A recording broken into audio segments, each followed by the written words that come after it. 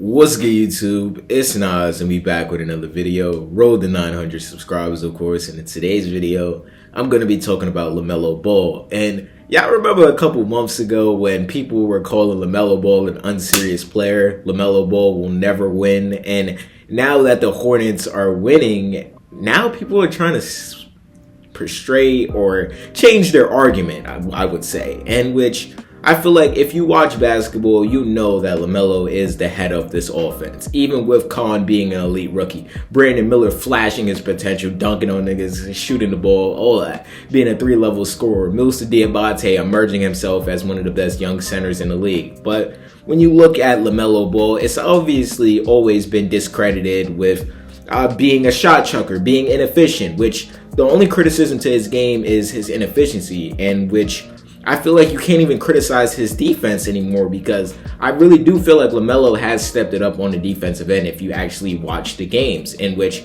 a lot of people don't watch Hornets basketball. Maybe people are trying to tune in now, and obviously people are going to start looking for reasons why the Hornets are doing this, why the Hornets probably can't make it far, why they will be honestly not even make the play-in or playoffs. I think it's a foregone conclusion that they will win the play-in, but that's just me being an optimistic Lamelo Ball fan. And getting into Lamelo, like, I feel like across his career, basically, it's been Lamelo Ball out of the lineup, Lamelo Ball ankle injury, and now that we have a healthy Lamelo Ball season, you're seeing what Lamelo Ball is capable of as a playmaker. I feel like as a scorer, he's not really been that good, I feel like, but his playmaking has offset that. What I mean by that is you might see Lamelo shot chuck occasionally. The rim touch is not as it used to be back in the 2024-2023 season even. His three-point shot is up and down. If the three-pointer is good, he's going to have a legendary night, and you're going to see highlights all about it. But if it's off,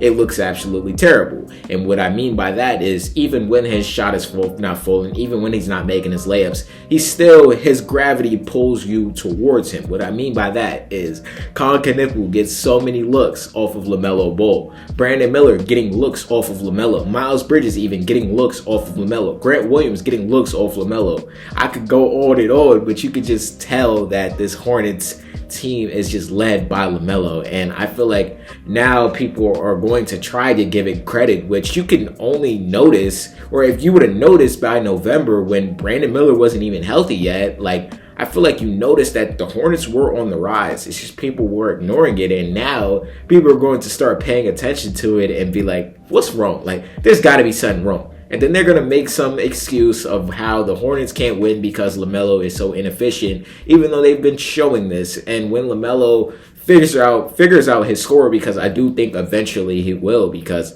I saw what he did last season when he was supposed to be an all-star. I saw the season before that when he got injured right before that. Like, I feel like Lamelo finally being healthy is basically an anomaly, and we could finally see what the player in Lamelo Ball was, or really the all-star in 2022 that Lamelo was, and being the head of the snake, in which I feel like the Hornets are really tough to beat. And I see a lot of people on Twitter talk about how they're scared to face them, but I want to try to be optimistic and say that the playoffs should be obviously a great conclusion for what the Hornets want. Yeah, but I do think overthinking it and trying or saying that the Hornets should be a favorite for a playoff series would probably be a long run. But me being a Lamelo fan again, I'm not going to disillusion myself into that. I'm going to enhance it. I'm gonna be like, yeah, the Hornets can win a playoff series, and that's just me being optimistic. To really get into the nitty and gritty, like, I feel like the screenshot I'm showing you right now is Lamelo Ball's off and on numbers. If you notice,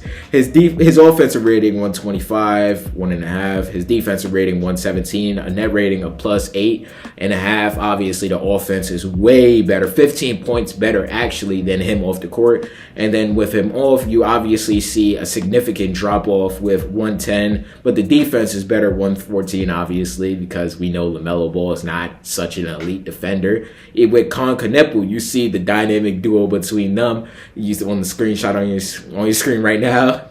125, 120, 126 actually, 117. You see Khan is way better with Lamelo on the court, and you see Khan with Lamelo off is a plus .4. It's not as good, but Lamelo with Khan off the floor, you still see a positive difference. And then now this screenshot right here is showing you the trio, the big three that the Hornets have with Lamelo Ball, Khan Kanibu, and Brandon Miller, with a rating of 134 and a defensive rating of 118 with a net rating of plus 16, which obviously as a trio, they have to be considered a top 5 trio in the league right now. I don't think it's any way that you can't include them in those conversations. And as obviously a big 4, I added Musa Diabate, because if you don't know Musa's role on this Hornets team, I feel like you haven't been watching basketball. But that big 4 has a net rating, an offensive rating of 137 and a defensive rating of 110 with a positive net rating in basically 27. So